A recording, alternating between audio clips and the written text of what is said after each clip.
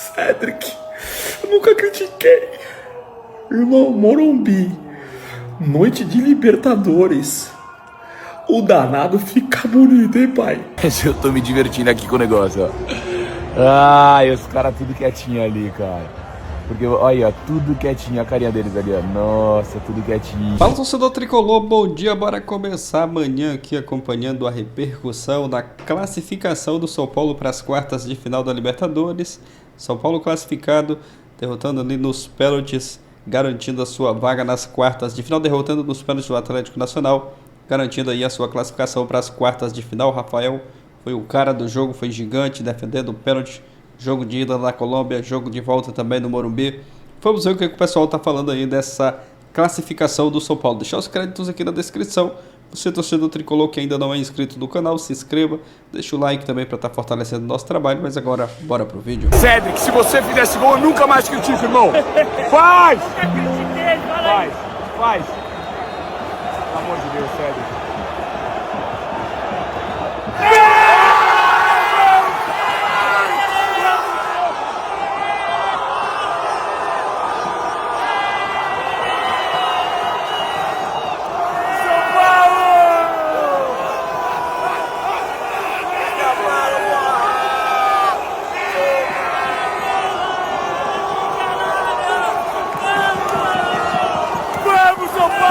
O meu boa noite especial de hoje vai, na verdade, para duas pessoas, tá? Primeira, Renata Fã. Assim, ela acertou o placar e... Te amo, Renata, obrigado. Minha filha vai se chamar Renata Fã no futuro, depois dessa cravada. E a segunda pessoa, o maior São Paulino existente no mundo, né, cara? Rogério Ceni? Não. Zete? Não. Quem mais? Tele Santana? No céu? Não. Cardona. Você é meu ídolo, irmão. Você é nosso herói, irmão. Obrigado. E ó, galera, eu sei que talvez não seja certo, tá? Mas eu tô me divertindo aqui com o negócio, ó. Ai, os caras tudo quietinho ali, cara. Porque, olha, tudo quietinho, a carinha deles ali, ó. Nossa, tudo quietinho, velho. Tudo quietinho, ó. Ih, quietinho. Silêncio. E vão ser liberados provavelmente daqui uma horinha, por aí, viu? Vai demorar uma horinha, falar 2 horas, mas é exagero. E é isso, assim, ó, lá na Colômbia, covardia, cara, jogaram pedra, Aqui foram bem recebidos, normal assim. Aí, ó, agora estão quietinhos ali, São Paulo na próxima fase, coisa linda, cara. Ê, mudão, hein, bom demais. Irmão, pênalti, nossa senhora. Essa caminhadinha do meio até o gol, meu Deus do céu. Vai, Rafael, pula no mesmo canto, vai. Pega o segundo, pai, no mesmo canto. Não, mano, no mesmo canto não, no outro canto. Pula do lado direito, Rafa. Pula do lado direito, mano. Você pulou, pula do lado de lá. Aí. Mas tá bom, tamo na vantagem, pai. Tamo na vantagem. Sim, a São Paulo não jogou bem, né, os 90, né? Aí tem que ir pro...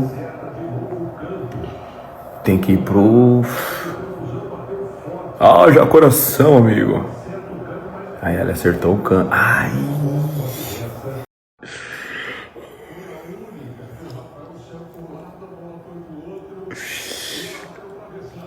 Senhora, papai.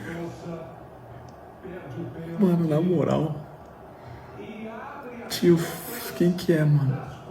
Cedric, irmão.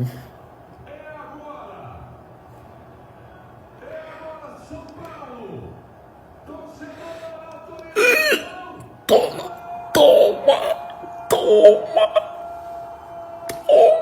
Cedric, eu nunca critiquei. Irmão, Morumbi, noite de Libertadores. O danado fica bonito, hein, pai? Cê tá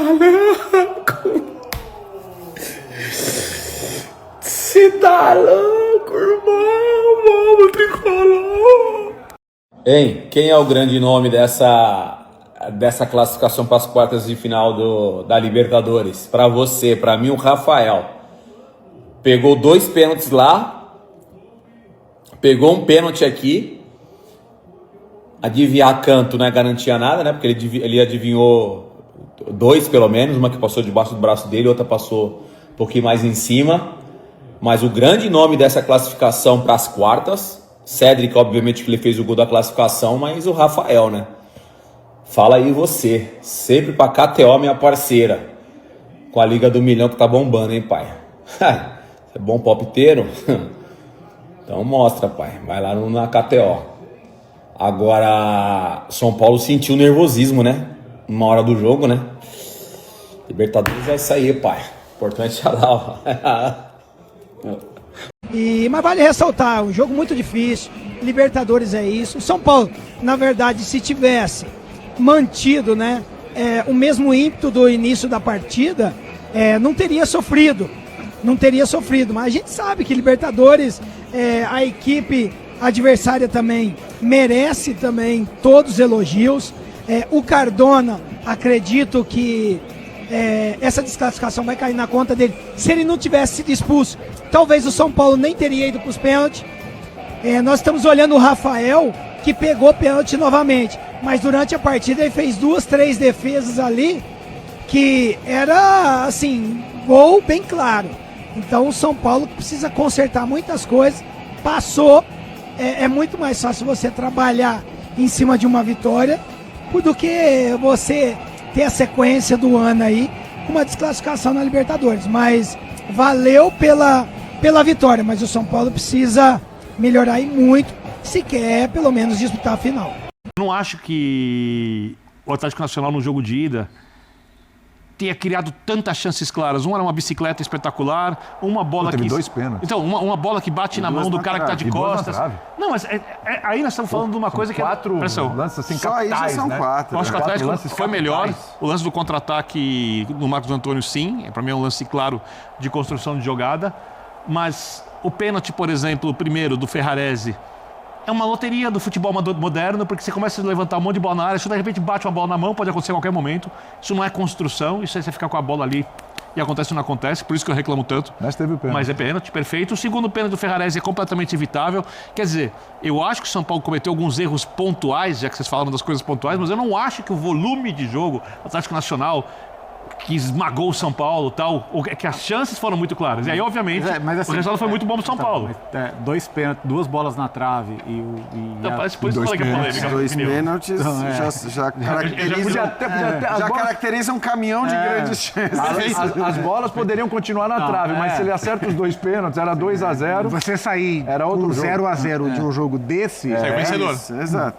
Isso não nego. ajudou a construir a É classificação que às de vezes hoje. você cria um volume de jogo muito grande e não tem essas chances todas claras, dominando o adversário. Por isso que eu tô falando, que quando a gente fala de volume de jogo, de construção, eu não acho que o São Paulo foi tão mal. Eu acho que o São Paulo teve alguns erros pontuais ali e um pouco de falta de sorte nos pênaltis, mas sorte nas cobranças, né?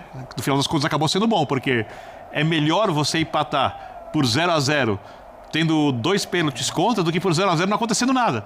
Você sai com moral alta. Você sai e fala, foi bom, você sai grande, sai feliz. Você sai talvez até mais preparado para saber, mais do que moral, mais do que uma questão psicológica, é o reconhecimento sobre o nível do adversário. E acho que a postura que o São Paulo teve hoje, que eu repito, não condeno, acho até bem compreensível e até correta, depois de fazer 1-0, teve a ver também com o que eles viram no primeiro jogo, com as qualidades E a que o São postura Paulo de viu início também, Jean. O São Paulo perde um gol feito com 1 minuto e faz o gol logo em seguida.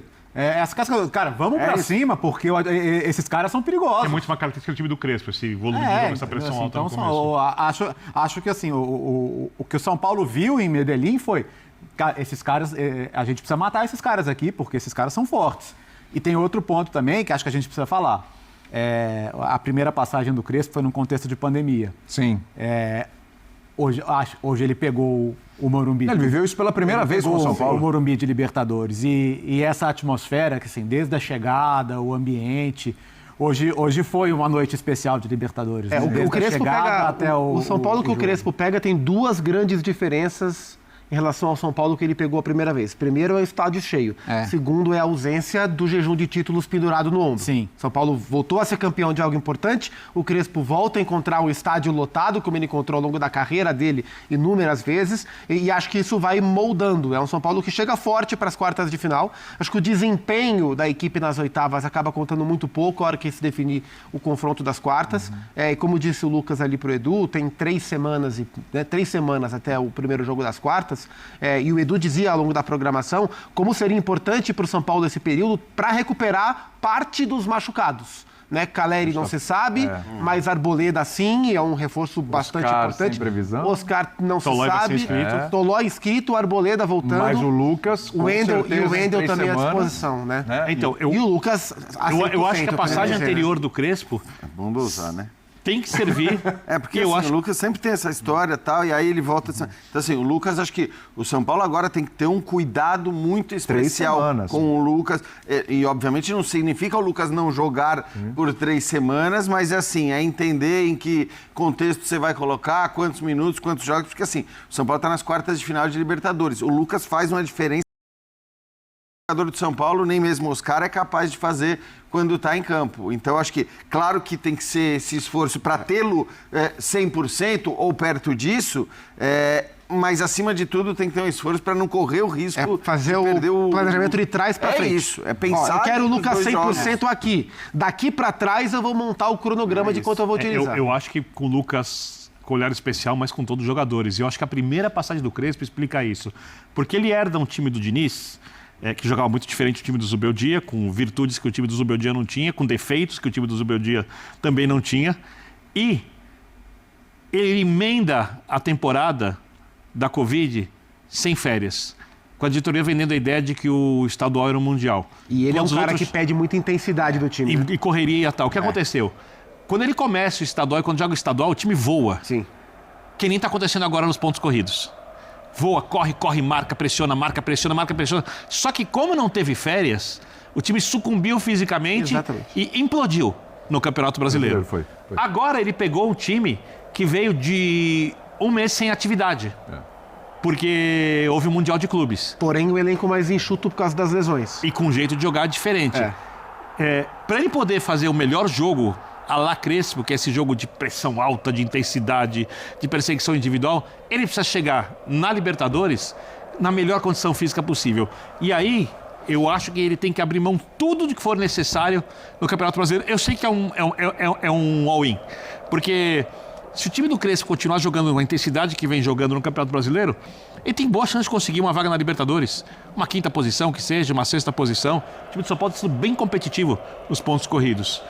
Mas talvez competir no nível que ele queira nos pontos corridos vai exigir de alguns jogadores um nível de desgaste que, na Libertadores lá na frente... Então ele vai ter que dosar. Vai pesar. São Paulo vai ter que entender qual é a prioridade. Dosar é diferente de abrir mão. Não precisa abrir mão. Não, mas é o que a gente falou. Tem que ser esse planejamento olhando para os jogos das quartas e falando... E aí não pode ouvir a grita de fora, porque a torcida quer ganhar todos os jogos, eu entendo que a torcida queira, né? A gente tem jogos importantes até ali, né? Por exemplo, o Henrique tá aparecendo, foi muito bem contra o Sport, hoje entrou muito bem de novo para um jogo desse tamanho.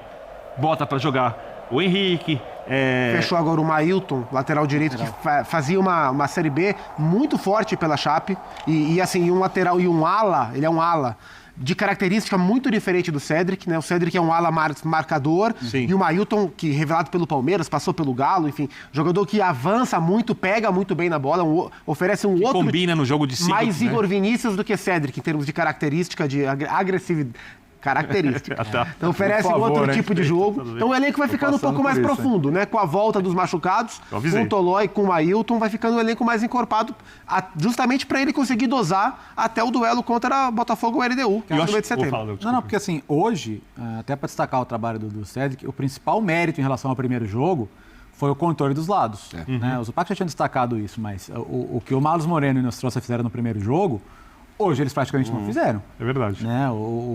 Os pontas do Atlético Nacional deitaram e enrolaram. Especialmente o Carlos, né? Então, e aí isso tem a ver com a postura que o São Paulo teve a partir do momento que fez 1-0. Sim. Porque é mais difícil você segurar esses caras se você tem essa postura que o São Paulo teve no começo do jogo durante, sei lá, que sejam os 45 minutos iniciais ou os 60 minutos iniciais, quando, né? Então, acho que por isso que eu entendo a estratégia, eu entendo, e não sei nem se foi uma coisa natural, porque às vezes são coisas naturais que os jogadores dentro de campo acabam optando por fazer, e não é nem mesmo uma orientação do treinador, mas por isso que eu acho que, no fim das contas, se foi uma orientação do Crespo, faz todo sentido e ele acertou. Eu acho que uma outra coisa nesse planejamento do São Paulo para ter chances maiores de ganhar a Libertadores, precisa entrar alguma mudança de estratégia de jogo, de desenho coletivo. Porque o São Paulo joga sempre com uma linha de 5, 3, 2. E em alguns momentos o São Paulo pode jogar com linha de 4. Eu não estou falando para abrir mão da linha de 5, ela tem sido muito eficiente. Só que em alguns jogos talvez seja interessante você ter coisas diferentes para apresentar para o seu adversário, principalmente quando ele não espera essas coisas diferentes. Você ganha jogo. Você não acha que a volta do Lucas, o Lucas tendo mais condições de jogo, oferece? Porque assim, não é tão automático você encaixar o Lucas nesse modelo, né? Porque o Lucas não é um meia. Isso. E o Lucas, como dupla, não sei se é o melhor. Você achava que ele ia jogar... Eu achava que se o Lucas jogasse, ele jogaria no lugar do Luciano ou André. Não no lugar do Rodriguinho, porque sobrecarregaria Bobadilha e o Marcos Antônio. Então talvez ter o Lucas 100% permita ao Crespo trabalhar algum outro tipo de formação, trabalhar uma variação tática. Embora o Lucas, porque acho que você tem toda a razão e eu concordo com você, muito por conta da condição física que o Lucas tem hoje. Porque é bom que se diga, o Lucas, ele tem um problema físico constante de jogar, não jogar mais do que jogar, mas quando ele joga, e quando ele estava jogando com, vamos dizer, 100% da sua condição física, não voltando de lesão, era um negócio impressionante. O quanto ele... desequilibrava o jogo. Não, é muito diferente. E não só no desequilíbrio, mas também no empenho, na dedicação, em correr, em ajudar a marcar, em marcar a saída do adversário. Então, assim, é um cara que até pode fazer o papel, né, que o Rodriguinho, por exemplo, tá fazendo, mas para fazer isso, ele tem que estar bem fisicamente. Exato. Hoje não dava para ser no lugar do Rodriguinho se ele eventualmente começasse jogando. Eu gosto, por exemplo... do Lucas jogando por dentro com liberdade para escolher espaço, que é o que o Luciano faz. Como ele jogou com o Dorival. Lembra que... E o Zubeldia teimava em não usar. Exato, né? e colocá-lo dos lados. Onde ele jogou quando era mais novo. Isso. Então, assim, agora, precisa encaixar ele com o Luciano e o André, porque o Luciano hoje... Hoje não jogou bem. Hoje não jogou bem, mas é um jogador que você não mexe. Sim, então, é isso. Não se e, mexe o André é o goleador do time. E o André é o goleador do time. Você também não tira. Eu não tiraria nem quando o Caleri voltar, mas essa é uma outra conversa. Hoje eu não tiraria. Eu também não trocaria. Hoje eu não tiraria. Embora o apelo da arquibancada e... Enfim. Agora o Oscar, por exemplo, pra mim, volta a banco. É o que o... Mas se o Oscar estiver em plena forma, porque... Qual é a plena forma? A gente não viu essa plena forma ainda, hein? O Oscar em condições de ser titular do São Paulo, vamos esquecer a plena forma, jogando no nível técnico e físico para ser titular do São Paulo. Ele joga onde? Joga no lugar do Rodriguinho. Ele tem condição, tanto que ele já jogou de segundo volante com o Zubeldia. Então, eu acho que ele usaria. O Crespo usaria ele como volante. O quão próximo Mas no lugar Oscar, de quem? O quão próximo o Oscar tá de jogar 90 minutos? É isso. Tá muito longe. Tá muito longe. O Oscar, Não se sabe nem quando volta. o Oscar que a gente viu em 2025, nesse modelo do Crespo, com o Lucas de volta, com os volantes jogando bem, com os atacantes jogando bem, nesse momento, pra mim o Oscar volta pra banco. Pra você, o Oscar volta pra banco. Se o Caleri voltar, seria banco também, então. É isso. Na fase que o André Silva tá, eu não mexo. O André Silva tem números muito bons. É bom lembrar, assim, eu entendo todo o apelo, e é mais do que o apelo, eu entendo todo o respeito que o torcedor do São Paulo e qualquer torcedor de um time que o Caleri defende tem que ter pelo Caleri, né? Lógico. É o tipo de jogador que todo torcedor gosta de ter no seu time. Agora, também é bom lembrar que a fase do Caleri, quando ele se machuca... Não é que era ruim, era terrível, cara. Ele realmente não estava bem. Né? Ali mesmo, naquele momento mesmo da temporada, o André Silva já tinha mais gols do que ele. Né? Mesmo entrando nos jogos ali no segundo tempo, no final e tudo mais. Então, me parece que até pelo tempo afastado e tudo mais, essa discussão sobre o Caleri ser titular, e tô com o Zupa, acho que nesse momento, falar em Oscar titular daqui a 3 semanas também, não vejo muito essa possibilidade, até por tudo que o Crespo exige do seu time e dos seus jogadores. O Lucas é outra história, seja pela postura dele, mas principalmente pelo fato de que, enfim, já tá voltando aos poucos aí, cada vez está tendo mais minutos. Na verdade, ele é o craque do time. Ele é o craque do time, é a reserva técnica, é a liderança, é o cara mais identificado, aí não tem conversa. O Marcos Antônio hoje, ou há algum tempo nessa temporada, ele faz quase tudo o que se esperava do Oscar. Sim. Só faltam os gols. A finalização. Só entre aspas. Porque quando você fala de construção, de estar nos espaços, de achar os passes, de ser o melhor toque de bola do time, o jogador mais inteligente do meio de campo, Eu acho que ninguém esperava mais do que o Marcos Antônio faz do Oscar, a não ser os gols que aí, obviamente... Não é a característica dele. Não é a característica do Marcos Antônio. Exato. E acho até que ele talvez faça, num aspecto defensivo, ele faz até mais do que se esperava do Oscar. Eu vejo assim, eu acho que ele é um cara que... E a característica dele é diferente, né? Como jogador, tecnicamente falando, assim. Eu acho que é provavelmente o melhor jogador do São Paulo na temporada. Mas... Pra mim é Luciano, mas ele entra na briga. Que, enfim, eu ainda acho que estou com o Marcos Antônio, mas aí eu acho que assim, é isso, é um jogador que obviamente até aparece menos e tudo mais, acho que tem características diferentes do Oscar, mas esse é um cara que não sai do time mais e não tem muita discussão, né? E legal para ele, né? Porque, enfim, depois de um período também sendo pouco utilizado, quando ele foi jogar na Lazio, pouco espaço com o técnico, volta para o Brasil, ficar aquela dúvida em relação, né, às reais qualidades, e hoje é um jogador absolutamente indiscutível. Eu acho que uma das qualidades desse time do São Paulo é que esse time soube se reinventar, já nas mãos do Zubeldia. Porque toda essa dificuldade, esses desfalques por N fatores, eles vêm desde o primeiro semestre. Sim. Eles são de longa data. A fase de grupos obrigou o Zubeldia a reinventar o São Paulo com os meninos. Exatamente. Exatamente. Às vezes nem era reinventar, era obrigado a usar porque não tinha quem pôr. É isso. Fora os jogadores que entravam fisicamente mal na equipe porque não tinha quem pôr. Vale uma coisa que vale citar. O São Paulo podia ter sido eliminado hoje, foi para os pênaltis, eu sei. O São Paulo não perde um jogo de Libertadores desde o Carpini. São Paulo, quando estreia o Zubeldia contra o Barcelona de Guayaquil, São Paulo nunca tinha vencido no Equador na Libertadores, ganha o jogo ali, vai bem na fase de grupos, é eliminado pelo Botafogo nos pênaltis. Esse ano também, eu sei, quase perdeu um jogo em casa, mas faz uma campanha muito boa. Mas acho que assim, é bom não acreditar muito nessa mística, tá? Porque assim, o jogo contra o Botafogo no Rio de Janeiro também não tinha sido um bom jogo. O jogo contra o Atlético Nacional a gente já falou. Eu acho que não tinha sido um bom primeiro tempo, eu concordo com você, foi muito mal lá.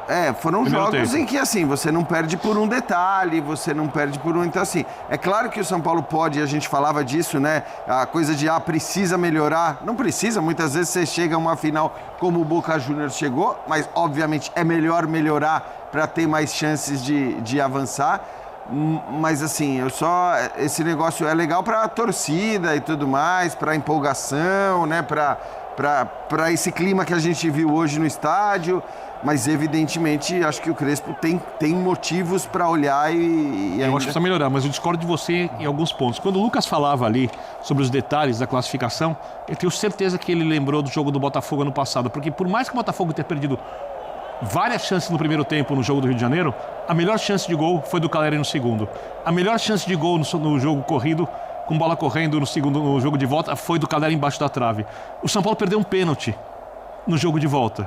Então, quando o Lucas jogo de volta não tá nem em discussão. É que o jogo de ida eu acho que o Botafogo foi bem melhor. O primeiro tempo. Melhor. O segundo tempo eu já acho que tudo bem, mas... Ok, e se a gente for pensar nos campeões da Libertadores, eu volto pro Palmeiras do Abel, do primeiro título, o jogo contra o River Plate. Detalhe, o jogo igual contra o Santos. Mas isso vai acontecer sempre. Aquela final horrível. Essa é a história da competição. Horrorosa. É isso, por isso. Não é pontos corridos, quer dizer que você até pode perder os jogos. Sim, o próprio Flamengo de 2019 foi pior do que o River durante 87 minutos. E ganhou e foi campeão merecidamente. Mas era um timaço. É isso. Nem sempre o melhor time consegue jogar melhor. A própria final com o Atlético Paranaense até a expulsão. A Libertadores é assim. Eu acho que não tem... Se bobear, você não vai achar nenhuma campanha de Libertadores em que um time não tenha passado, pelo menos de uma das fases, ou eventualmente no jogo da final, com dificuldades, como as dificuldades que o São Paulo teve agora. Então, é normal, é do jogo agora. É claro que também você precisa sempre trabalhar para minimizar as chances do adversário, para fazer com que o adversário nos jogos contra você produza o mínimo possível. Vamos dar uma olhadinha no pênalti, o lance do pênalti para o Atlético Nacional. Do Enzo? Eu acho... Isso. Eu acho que aqui... Claríssimo. Né? Claríssimo. Ninguém vai duvidar que isso foi pênalti. Ou eu estou enganado? Não, claríssimo. O Enzo, meio que de maneira involuntária, né? O último recurso, né? mas ele acaba atingindo com o joelho na panturrilha do Morelos, né? Pênalti claríssimo. Sabe o que eu chamo esse do pênalti Geode? Que assim? isso, mas de novo. Vamos ver. Vamos lá. Semana passada foi no Eugênio. O Eugênio foi o foco. Não, o que ele quis dizer aqui deixa eu falar. Ele nunca tem pênalti não é pênalti. Sempre tem alguma explicação. É o pênalti que não dá pra discordar. Isso pra mim é muito pênalti. É muito pênalti. Só que o árbitro estava de frente pro lance, a 5 metros da jogada. Olha a posição do árbitro. Vendo claramente o que acontecia e no jogo ele mandou seguir. O Geode é contra usar o VAR nessas horas. Não, eu sou contra quando... Eu sou a favor. Não. Aí que tá. Não tem nada a ver, Birner. Tá bom, então só pra entender. Não tem absolutamente nada a ver. Vamos lá. Você não autoriza o Birner a chamar de pênalti. Não, deixa eu entender porque o Birner, ele faz muito... Ele tem muito essa prática de pegar teses que a gente traz em outros programas para outros lances. Eu presto muita atenção em tudo que vocês falam. E aí ele acopla para um lance que ele quer aplicar a tese dele. É maravilhoso. Tem muita gente no Twitter que faz isso, né? Não autoriza. Eu não estou no Twitter. Olha lá, mas aqui acontecendo... É pênalti claro. Que aí Olha o juiz onde tá. Eu, de fato, achei que ele ia marcar de cara. Assim, a minha impressão foi de cara. E quando ele não marca, eu até pensei... cara, possivelmente ele talvez não tenha visto. Tem um jogador do São Paulo ali... Ó...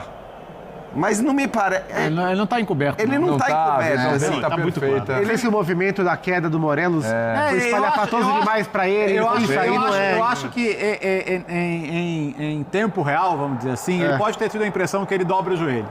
Né? Falando... É isso.